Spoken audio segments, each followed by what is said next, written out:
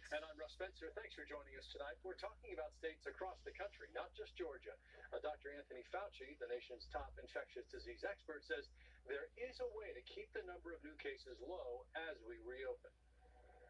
When new cases occur, which they will, there's no doubt that they will, as you try and relax mitigation, if we have the capability of identifying, isolating, and contact tracing in a highly effective and efficient way, then the numbers will stay low. And again, here in Georgia, new data from the State Department of Health reveals that the number of new cases is leveling off. This comes as many local businesses continue to take a calculated risk of reopening to the public. Fox's Jonathan Ferry spoke with some of them. Waffle House, which kept more than 80% of its Georgia restaurants open for takeout through the pandemic, is now reopening its doors to customers who want to eat in. We saw a few folks who were willing to do that, and that's been encouraging. We cannot continue this way economically. We are looking at depression like unemployment. Governor Brian Kemp, who was criticized by the president, has made the case for reopening, but the decision to do so rests on the shoulders of each business. The experts have differing opinions on when it's safe to open, and it's different in different parts of the country.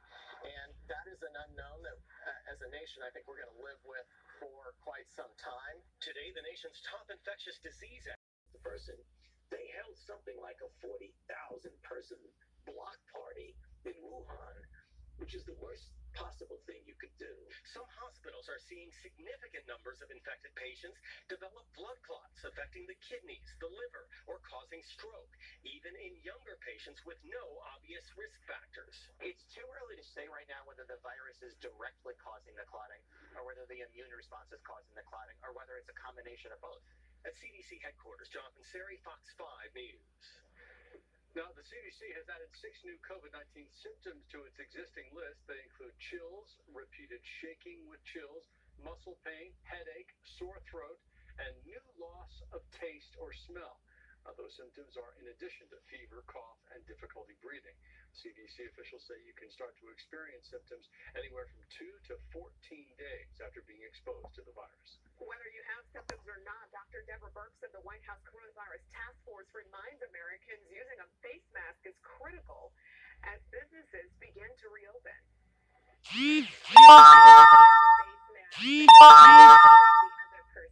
Because it's really having the asymptomatic individuals wearing masks, but since you don't know if you're one of those, really everyone needs to in those kind of social gathering situations.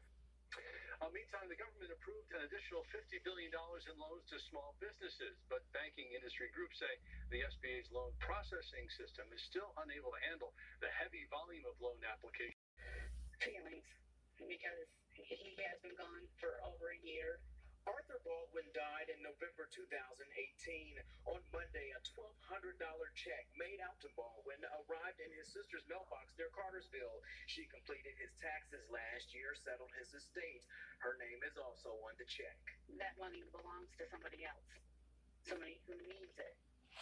You know, he's not here, you know, just because he had taxes done and it says that he's deceased on the check. In March, the federal government started sending $2 trillion in stimulus money to Americans affected by the coronavirus pandemic. Since then, reports have come in all throughout the country, family members receiving checks in the names of loved ones who passed. What's the next step? I have no idea. Decision. To avoid major confusion, is conferring with experts on when the public should be informed. In Japan, nearly 10% of the people with the coronavirus either caught it or are suspected of catching it inside medical facilities. Now, a Tokyo-based IT company may have come up with a solution. The firm's app tracks people's movements by having their phones ping sensors installed throughout the facilities. It also creates maps of their movements. If anyone in the facility tests positive for the coronavirus, officials can use the maps to quickly identify possible points of exposure. In-hospital infections, where it's not possible to trace people's paths, are a big problem. We want medical workers to use this app to reduce their burden and risks. The firm also says people can add an alarm function to warn them if they're approaching an area that could be contaminated. The week-long spring holiday has started in Japan, but major stations and transportation hubs throughout the country are largely empty. Japan Railway Group says less than 10% of non-reserved seats on Shinkansen bullet trains were occupied on Wednesday morning. The group says reservations for April are down 95% from a year earlier. Councilman Michael Bond grew up just 2 miles from this nursing home.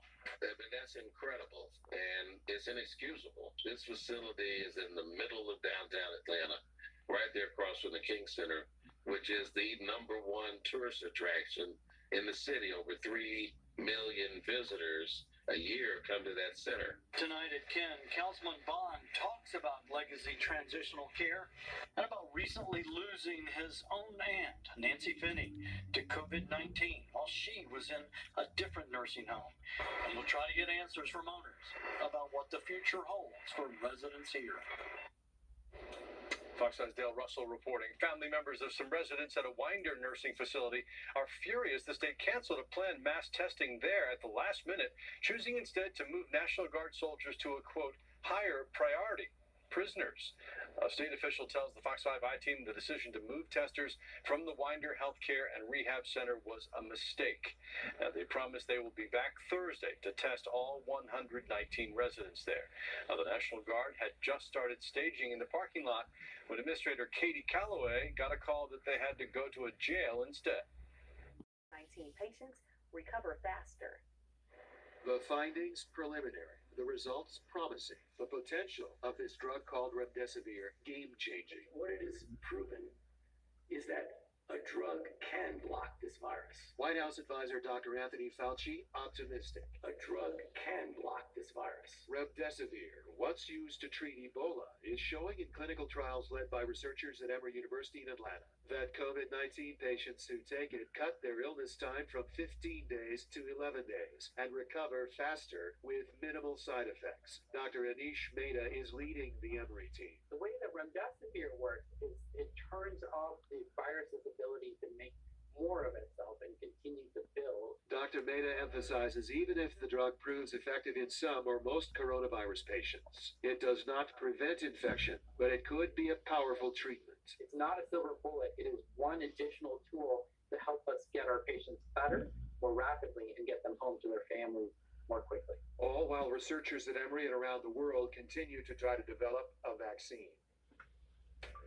It's our mission to bring you facts, not fear. That's why we're cutting through all the noise. We want to make sure you understand how this virus is impacting our health.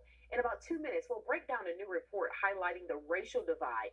New numbers show the virus has sent more Black patients to Metro Atlanta hospitals than expected. Then, at 11:15, the high cost of battling COVID-19. The sticker shock on medical bills from people who beat the virus.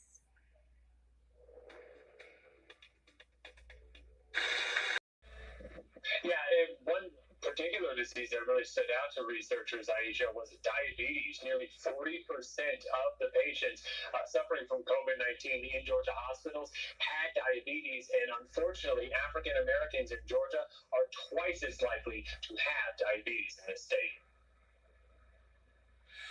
We now know this pandemic is hitting nursing homes really hard across our state, and there's new concern now in Barrow County. This is what we know. The National Guard was brought in yesterday to help test 119 seniors at Winder Healthcare, but they were called to another location before giving the test. Letitia Land spoke to her resident's daughter, who is praying for help. Somebody needs to help them before it takes over the whole nursing home. Winder Healthcare and Rehabilitation says 23 people tested positive for COVID-19 at their facility, 21 staff members and 2 residents. Are they spreading it to the residents unknowingly with not having the test? I don't know what else, they can do. Christina Crecilius has not seen her mom in person for 6 weeks, only able to visit through a window. At this time of year, she misses taking her mom outside to look at flowers, and she fears she won't get the chance to do it again. We're all scared to death. The nursing home. More than 1,000 people have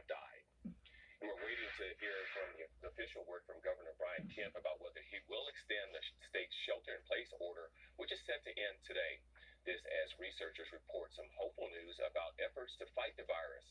A government-led study found an antiviral medication called remdesivir may help patients recover more quickly. The doctor who led the Emory arm of study told us the medication appeared to reduce recovery time by about 4 days. Fulton County has a new mobile testing site. Walk-ups are welcome at the McGee Tennis Center in southwest Atlanta. This is the Fulton County Board of Health's first ever neighborhood testing site for the coronavirus. Fulton County Chief Clinical Officer Dr. David Holland says they wanted to find a way to expand testing to those without transportation. We don't want everybody that's sick packing into MARTA or into Uber or Lyft and going to one of our sites. So we need to bring the testing to them. Fulton County health officials urge people with symptoms like fever, cough, headache, and shortness of breath